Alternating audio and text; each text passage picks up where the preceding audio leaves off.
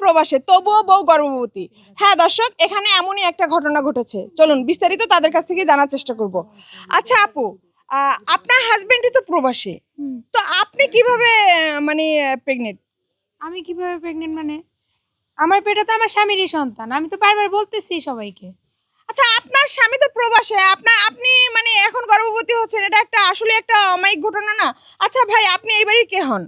আমি আসলে পাড়া প্রতিবেশী। পাড়া প্রতিবেশী। তো আপনাদের গ্রামের বউ যে এইভাবে মানে তার স্বামী প্রবাসে থাকা সত্ত্বেও সে এইভাবে গর্ভবতী হয়েছে, তো এইটা নিয়ে আপনি কতটুকু জানেন আমাদের একটু বলবেন? এইটা নিয়ে তো আমরা এখন কিছুদিন পরই তো দেখতেছি, আগে তো এত সচরাচর বুঝি নেই। স্বামী বিদেশ থেকে কেবা করে গর্ভবতী হয়, দেখতে শুনতে তো ভালোই ভদ্র নম্র, কিন্তু তার ভিতরে যে এরকম ভেজাল আছে। এখনকার অলিকালে করে বোঝো না, স্বামী যদি বিদেশ থাকে মনে করো এখনকার বউরা তো অ্যাভেলেবল পরকীয়া করে, বিয়ার আগেই করে। আপনি কি এই বাড়ির কিছু কেউ হন? কিছু না, পাড়া প্রতিবেশী চাচি শাশুড়ি কি কন? আচ্ছা এই কি কইতাছিস? যেটা হাসা কথা।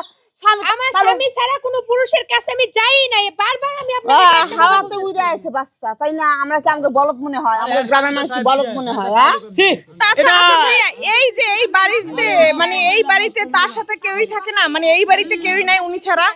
এখন তো জানি যে কোনো লোকজন নাই, তাহলে এখন মনে করেন যে এই কাজটা কিরা করলো, কার সাথে হলো, এই সত্য ঘটনা কিলে কই থাকে গেলেন? ঠিক আছে, লজ্জার আপনারা বিষয়। যে পড়ালেখা করেন নাই সেটা বাচ্চা পেটে বড় বড় গরু কথা কয়, দেখছো?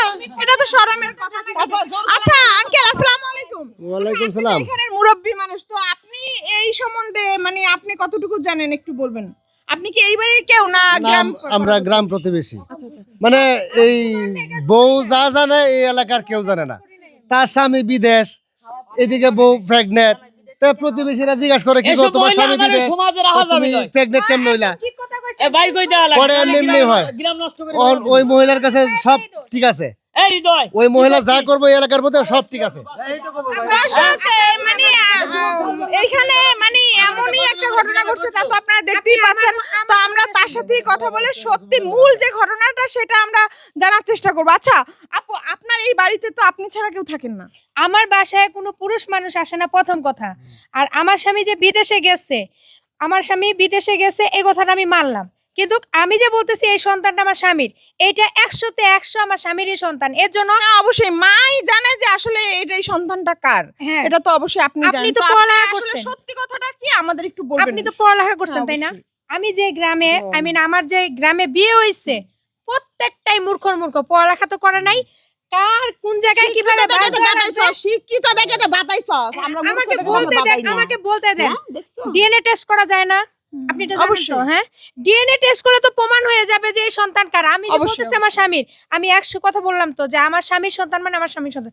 সবাই শুধু আমার উপর দোষ দিচ্ছে, না জানে না বুঝে তো কারো উপর এরকম আচ্ছা, দোষ দেওয়া উচিত এরকম না। একটা ঘটনা যে ঘটছে আপনাদের এলাকাবাসী সবাই আপনাকে দোষী মনে করছে, এই ঘটনা কি আপনার হাজবেন্ডকে আপনি জানিয়েছেন? আমার হাজবেন্ডকেও জানাইছি, আমার হাজবেন্ড আসবে। আপনার হাজবেন্ড দ্রুত আসতেছে হ্যাঁ, তাই? আসবে। তো আপনি আমাদের এটা একটু বলেন যে আপনার হাজবেন্ড যে প্রবাসে থাকাকালীন আপনি কিভাবে গর্ভবতী হলেন, এটা আমাদের একটু বলবেন। আমার হাজবেন্ড বিয়ের পরের দিনে চলে গেছে। আচ্ছা আচ্ছা। মানে আমাকে যে বিয়ে করে নিয়ে আসছে, নিয়ে আসার পরে আমার সাথে যে বাসর হয়েছে, এক বাসরে আমাদের সাথে সম্পর্ক শেষ। মানে আমাকে বিয়ে করার পরের দিনকে সে বিদেশে চলে যায়। তো একদিনের সম্পর্কে কি আমাদের পেটে বাচ্চা আসতে সেটা পারে না? অবশ্যই অবশ্যই আল্লাহ দিলে সম্ভব। আল্লাহ দিলে সম্ভব। আর এটাই আমি মানি, আমার স্বামীর সন্তান, এটা আমি মানি। কে কি বলতেছে না বলতেছে আমি এটা জানি না। আমার সন্তানকে আমি জন্ম দিব, আর তারা চাচ্ছে যে আমার সন্তানটাকে আমি মেরে ফেলি। এই ভুল কাজ আমি করব না, কারণ আমি একটা মা। অবশ্যই এটা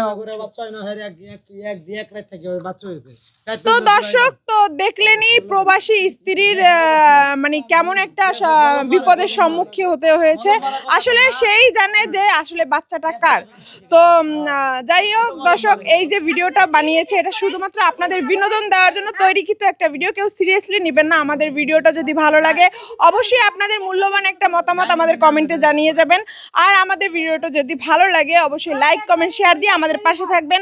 আবারও কোনো একটা ভিডিও নিয়ে আমি স্বাগত সময় হাজির হব। ততক্ষণ ভালো থাকবেন, সুস্থ থাকবেন। আল্লাহ হাফেজ।